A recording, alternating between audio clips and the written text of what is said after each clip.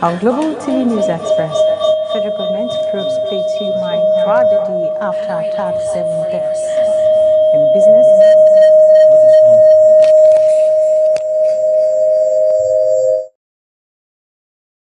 In business, federal, state.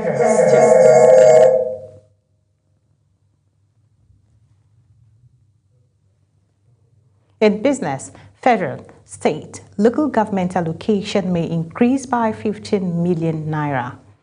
On foreign scene, Trump's foreign policy dilemma laid bare by Iran tensions. In sport, Nigerian Football Federation to review Chile's $130,000 requests. Hello and welcome to all our viewers in Nigeria and around the world to News Express on Global Television. Coming to you live from the nation's capital, Abuja, I am Sadiya Yakubu. A quick reminder that Global Television is on DSTV, channel 365, and Star Times, channels 276, and now the news in details. The federal government has commenced a thorough investigation into the mining tragedy in Zura community of Wase local government area of Plateau State, where at least 37 miners were confirmed dead and 25 others hospitalized. The Minister of Solid Minerals Development, Dele Alaki, represented by the Permanent Secretary Farouk Yabu, led the federal government delegation to the site. The delegation's visit followed the tragedy that struck the mining community, reportedly caused by suspected carbon monoxide. The Kebbi State Police Command has reinforced security presence in Bui district of Ariwa local government area following an armed cattle rustling incident. In collaboration with the military and other security agencies, additional personnel and operational assets have been deployed and sustained area domination patrols are ongoing to maintain stability. The command deeply regrets the loss of 33 innocent lives and extends its heartfelt condolences to the families affected and the entire Ariwa community. The Independent National Electoral Commission has intensified engagement with key stakeholders ahead of the Federal Capital Territory Area Council elections scheduled for Saturday, 21st February. The Commission says the consultation are aimed at ensuring a smooth, credible and hate-free electoral process across the 6 area councils of the FCT, and Niti Patrick reports. At a stakeholders meeting in Abuja, INEC Chairman Professor Josh Amopiton reassured residents of the Commission's preparedness, highlighting the deployment of sensitive and non-sensitive materials to registration area centers. He called on the political parties participating in this Saturday's FCT Area Council election to keep to the Thursday campaign deadline. Professor Amopiton urged political parties, candidates and supporters to play by the rules, warning against vote buying, violence, and the spread of misinformation. He emphasized that security agencies have been fully mobilized to safeguard voters and electoral officials before, during, and after the polls.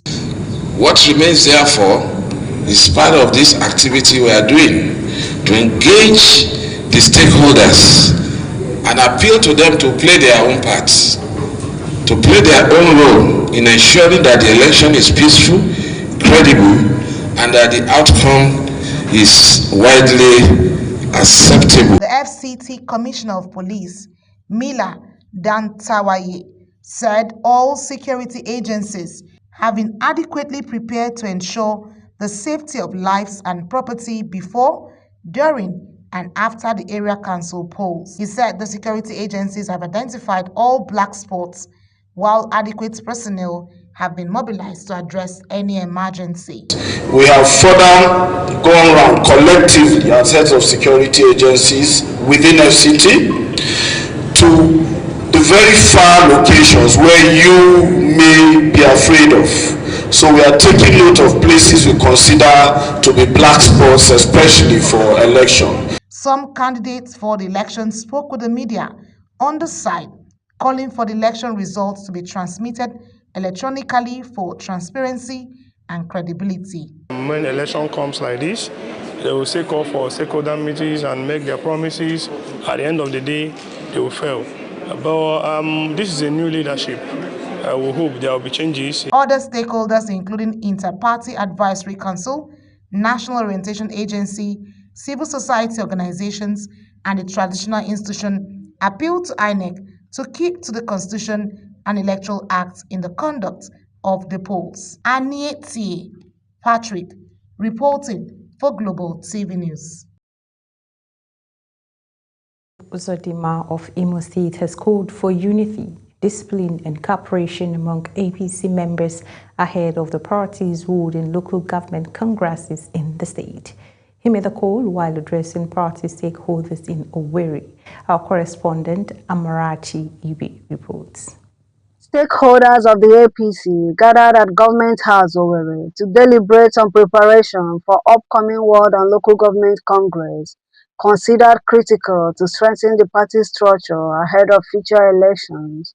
Addressing the gathering, Governor Hope Uzodimma stressed that cooperation and sincerity among party members remain key to sustaining electoral success. He urged members to embrace inclusive leadership and resolve disagreements through dialogue, noting that party strength lies in unity. Every local government are not the same. So local governments, if the consensus is possible and you have your way of doing your thing according to your peculiarity, you do your thing. If where you are not able to agree, you do your direct primaries and bring us the result.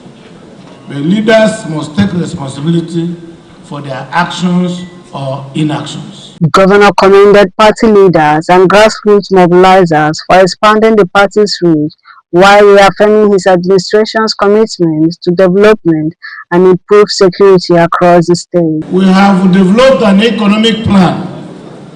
We have developed an industrial policy. We are rebuilding our infrastructure. I don't want a situation when I'm no longer here as the governor. The government that is here will not continue with those things. So we must continue with those things as a priority.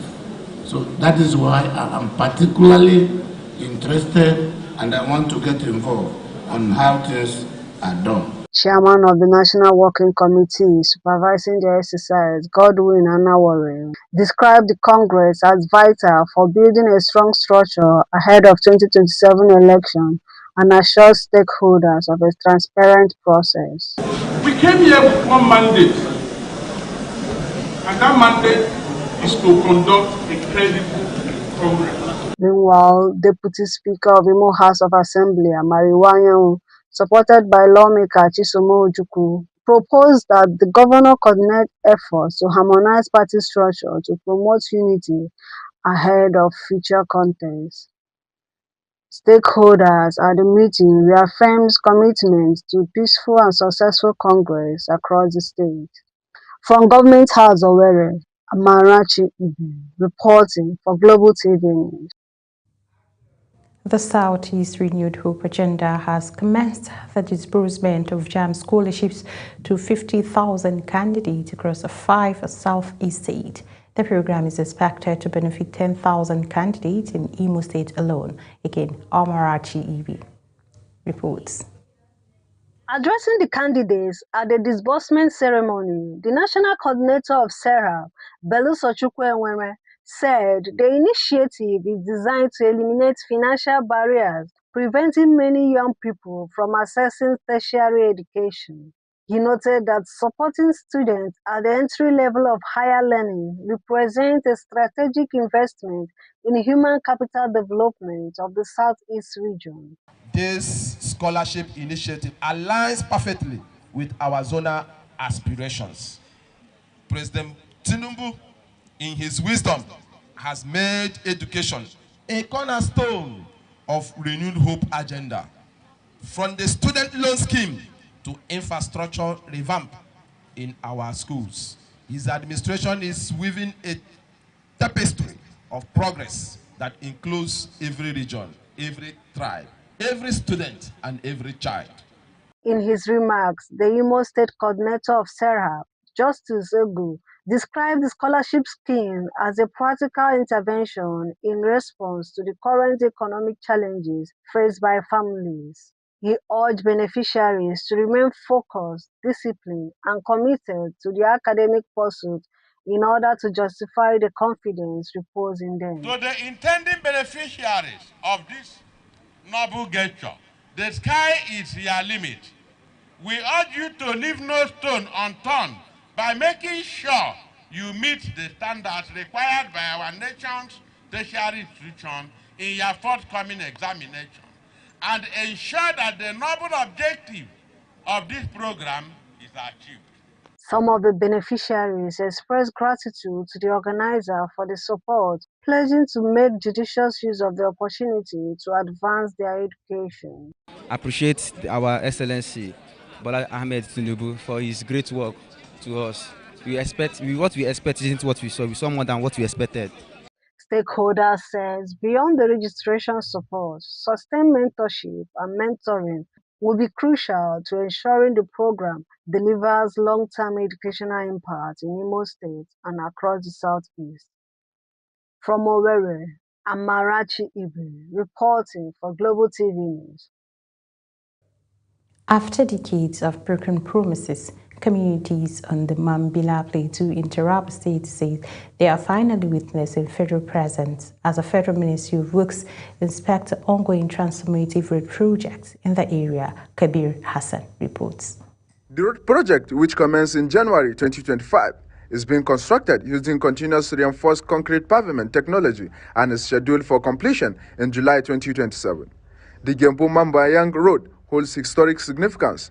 It was one of the conditions agreed upon in 1961 when communities voted to join Nigeria during the United Nations plebiscite. The Federal Controller of Works in Taraba State says the road is a critical transport artery expected to boost trade, healthcare, access, and regional integration. The project was started by this administration to enhance mobility as well as socio-economic activities within the Mambila Plateau as well as neighboring countries.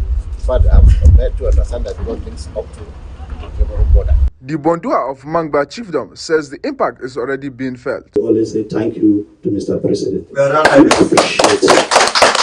Actually, Mr. President has not just approved the construction of this road from this part of the country, but he has also fulfilled some of the conditions that our forefathers had with the Nigerian government before we joined Nigeria in the 1961 plebiscite. Meanwhile, the 235-kilometer Bali-Seti-Gembu Road, funded under the NPCL tax credit scheme, is also progressing with major asphalt works, slope stabilization, and safety measures ongoing across the mountain terrain. Contractors acknowledge challenge posed by heavy rainfall and difficult topography, but insist standard will not be compromised. This road will be completed next year. So, contractors, they work according to the money available. So in this particular project, we are lucky because the funds has been secured and a lot of them has been received already. So there is no excuses for this road not to be completed.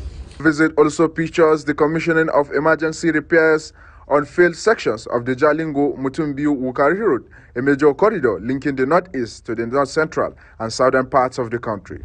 Officials say the projects are designed to reduce travel time, cut vehicle maintenance costs, and improve safety for road users. On the Mambila Plateau, what was once a distant promise is now gradually becoming reality. Kabir Hassan, reporting for Global TV News. You're watching the live broadcast of News Express. News Express continues after these with the fullcast plus business, foreign and sports stories on the other side of these. Please stay with us.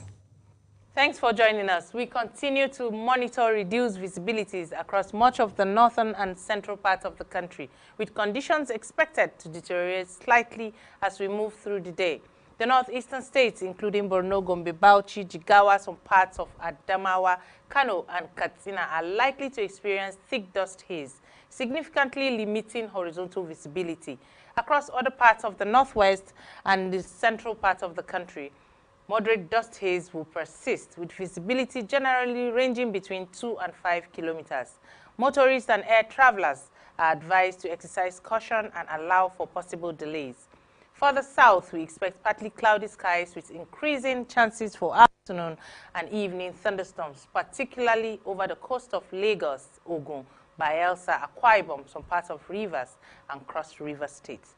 Residents in affected areas should take necessary precautions, limit dust exposure in the north, and stay alert for thunderstorms in the south. And that's your weather for today. Join us again.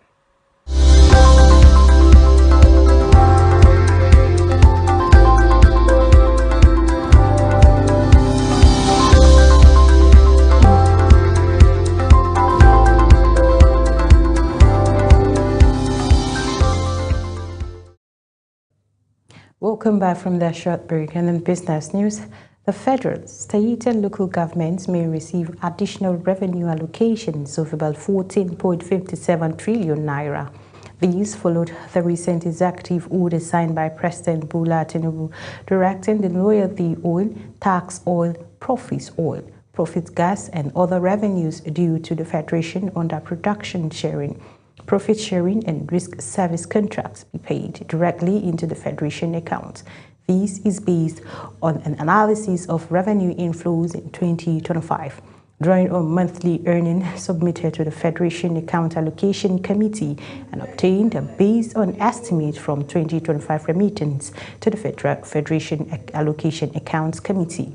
The Nigerian National Petroleum Company is projected to remit about 906.91 billion naira in management fees and frontier exploration funds, while oil and gas royalty totaling 7.55 trillion naira and gas flaring penalties of 611.42 billion naira collected by the Nigerian Upstream Petroleum Regulatory Commission will now be remitted directly to the Federation accounts.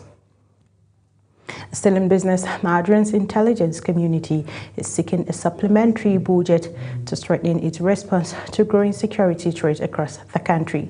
This was at the 2026 budget defense session before the House Committee on National Security and Intelligence, where it describes the 2026 allocation to the intelligence sector as a grossly inadequate. National Assembly correspondent Anita Patrick reports. Permanent Secretary, Special Services, Office of the National Security Advisor, Mohammed Sanusi says increased funding has become imperative following President Bola Tinubu's declaration of a state of emergency on national security. He outlined key priorities for 2026 to include combating terrorism, banditry and kidnapping, protecting critical infrastructure, strengthening cybersecurity, tackling the proliferation of small arms and addressing transactional crimes within the West African corridor. With the recent declaration of state of emergency by Mr. President on national security, it is our humble prayer that adequate funding shall be provided through a supplementary budget to the intelligence community to ensure timely and speedy response to issues of national security. We will all agree, Mr. Chair, that no nation can grow without adequate security. Respondent Chairman House Committee on National Security and Intelligence, Ahmad Satomi, explained that out of the 5.41 trillion naira proposed for defense and security in 2026, the intelligence community is allocated about 664 billion naira for personnel, overhead and capital expenditure. Satome expressed concern over what he termed resistance by some security agencies to legislative oversight, insisting that accountability does not amount to antagonism. In 2024, this committee undertook a visit to the training schools of various departments and state services in Bauchi, Lagos, Enugu, and have scheduled to visit Kaduna and the remaining sites in Kogi, Cross River State.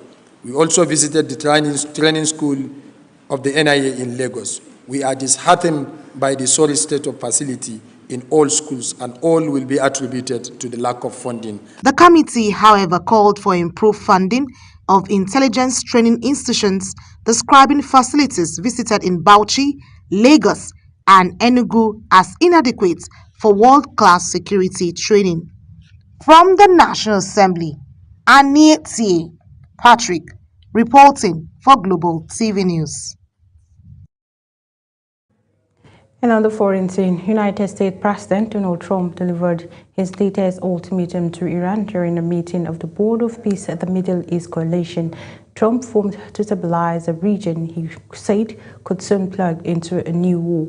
The irony of simultaneously calling for peace and threatening military action underscored the competing impulses at the heart of Trump's foreign policy in his second term. Trump has said he prefers a diplomatic solution in the form of a deal that ends Iran's nuclear weapons program. United Nations Secretary General Antonio Guterres has warned technology leaders of the risk of artificial intelligence, saying its future cannot be left to the whims of a few billionaires. Speaking at the Global Artificial Intelligence Summit in India, Guterres called on tech tycoons to support a $3 billion global fund to ensure open access to the fast-advancing technology for all. Zahra Nasir reports. Fletcher said it was also a time when politicians boast of cutting aid, as he unveiled a streamlined plan to raise at least $23 billion to help 87 million people in the world's most dangerous places, such as Gaza, Ukraine, Sudan, Haiti, and Myanmar. He said the United Nations would like to ultimately raise $33 billion to help 135 million people in 2026, but is painfully aware that its overall goal may be difficult to reach, given U.S. President Donald Trump's slashing of foreign aid. AI can advance sustainable development goals, accelerate breakthroughs in medicine, expand learning opportunities, strengthen food security, bolster climate action and disaster preparedness, and improve access to vital public services. But it can also deepen inequality, amplify bias, and fuel harm. Fletcher said the highly prioritized appeal was based on excruciating life and death choices, adding that he hoped Washington will see the choices made and the reforms undertaken to improve aid efficiency and choose to renew that commitment to help. He added that the UN is simply demanding that the world spend less on defense and more on humanitarian support. AI must be accessible to everyone. That is why, encouraged by the General Assembly of the United Nations, I'm calling for a global fund on AI to build basic capacity in developing countries. Skills, data, affordable computing power, and inclusive ecosystems. Our target is $3 billion US. That is less than 1% of the annual revenue of a single tech company. In 2025, the UN's appeal for more than $45 billion was only funded to the $12 billion mark, the lowest in a decade. The world body said that only allow it to help 98 million people, 25 million fewer than the year before. Zahra Nasir, reporting for Global Television News. And in sport, a board member of the Nigerian Football Federation has confirmed that Super Eagles coach Eric Chelle tabled fresh terms before the board, including an increase in his monthly salary from $50,000 to $130, which will also cover his assistance. Chelle still has 1 year left on his current deal. His future has become a topic of debate following Nigeria's third-place finish at the 2025 African Cup of Nations in Morocco. Despite strong backing to remain in charge, Chelle has reportedly attracted interest elsewhere on the continent, with Tunisia said to be offering the Franco-Malian technician a salary in the region of $100 per month. As Global TV News Express comes to an end, here is a recap of our top stories. On Global TV News Express, the federal government has commenced a thorough investigation into the mining tragedy in Zura community of Wase local government area of Plateau State, where at least 37 miners were confirmed dead and 25 others hospitalized. In business, federal, state and local governments may receive additional revenue allocations of about 14.5 trillion naira.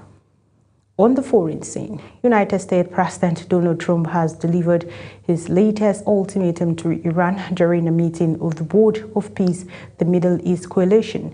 Trump formed to stabilize a region he said could soon plunge into a new war.